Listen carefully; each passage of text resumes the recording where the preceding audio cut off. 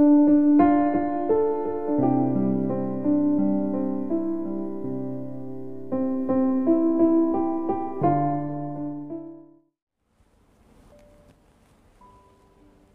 pagi jemaat sekalian yang dikasihi Yesus Kristus. Kiranya kita tetap semangat dan dalam rasa syukur selalu. Sebelum kita disapa oleh firman Tuhan, mari kita lebih dulu menundukkan hati dan pikiran kita. Marilah kita berdoa. Damai sejahtera Allah yang melampaui segala akal, itulah kiranya yang memelihara hati dan pikiranmu di dalam Yesus Kristus Tuhan kita. Amin.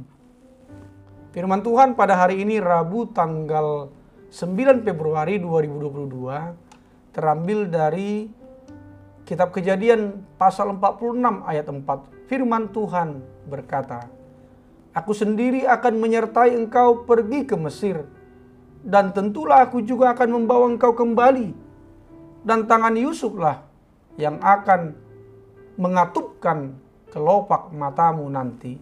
Dalam bahasa Batak dikatakan, "Udongani peho tuat tutaro Misir, jala saina tugi honoku doho nakok sogut. Ikon si Joseph do mangapehon tanganna tumatam."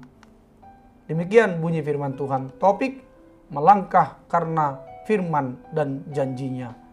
Jemaat Kristus yang saya kasihi, kekhawatiran bisa jadi menghinggapi keluarga Yakub yang akan meninggalkan negeri Kanaan, negeri penuh sejarah itu.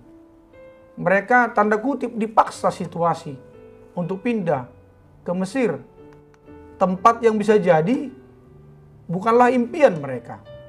Karena di Mesir ada makanan, sedangkan di Kanaan terjadi kelaparan yang hebat. Allah tahu ada keraguan di hati Yakub hingga Allah perlu meyakinkannya agar tidak takut pergi ke Mesir. Allah berjanji menyertainya dan akan menjadikan Israel bangsa yang besar. Allah menjanjikan juga bahwa Yusuf akan mendampingi ayahnya saat kematiannya serta memberikan penghormatan yang layak.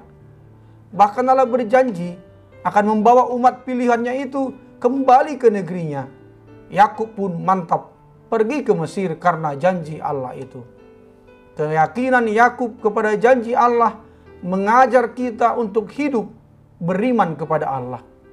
Penting bagi kita untuk bertanya dan menanti-nantikan Allah agar kita tidak salah mengambil keputusan. Kisah pengungsian Israel ke Mesir juga semakin menunjukkan kesetiaan Allah kepada umatnya.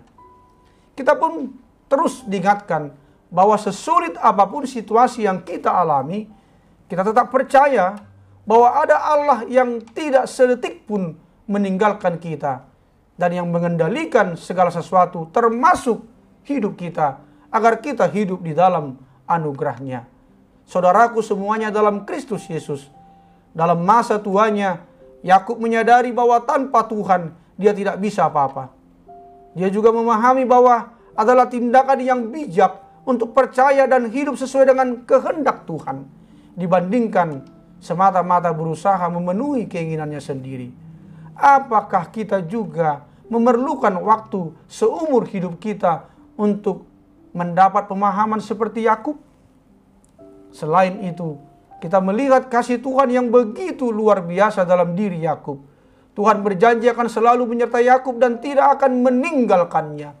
Kadang ketika kita berbicara dengan orang tua, kita mendengar mereka mengatakan bahwa hidup mereka sudah tidak ada gunanya. Apalagi kalau sudah sakit-sakitan, hanya tinggal menunggu mati. Dan mungkin kita akan mengalaminya nanti ketika kita yang masih muda menjadi lanjut usia. Saat itu menimpa kita, mari kita ingat apa yang terjadi dengan Yakub. Tuhan selalu menyertainya dan kita yakin bahwa Tuhan Yesus juga senantiasa menyertai kita dan tidak pernah meninggalkan kita. Dia akan selalu mendengar doa-doa yang kita panjatkan. Walaupun fisik kita sudah melemah dan terus melemah, jangan menyerah dan berputus asa. Percayalah kepadanya senantiasa seumur hidup kita. Jangan takut melangkah.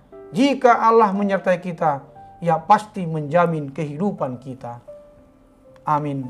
Marilah kita berdoa. Terima kasih ya Bapa atas firman-Mu yang mengingatkan kami orang percaya untuk melangkah di dalam iman dan hidup setia di dalam firman-Mu. Ya Bapa, berkatilah yang berulang tahun hari ini. Sembuhkanlah yang sakit dan juga yang terkena virus COVID-19. Hiburkanlah yang sedih dan kuatkanlah yang lemah. Berikanlah apa yang menjadi kerinduan di hati setiap kami pribadi dan keluarga. Hanya di dalam nama Tuhan Yesus Kristus kami telah berdoa. Amin. Selamat pagi, selamat beraktivitas, salam sehat, tetap semangat dan bersyukur. Tuhan Yesus memberkati.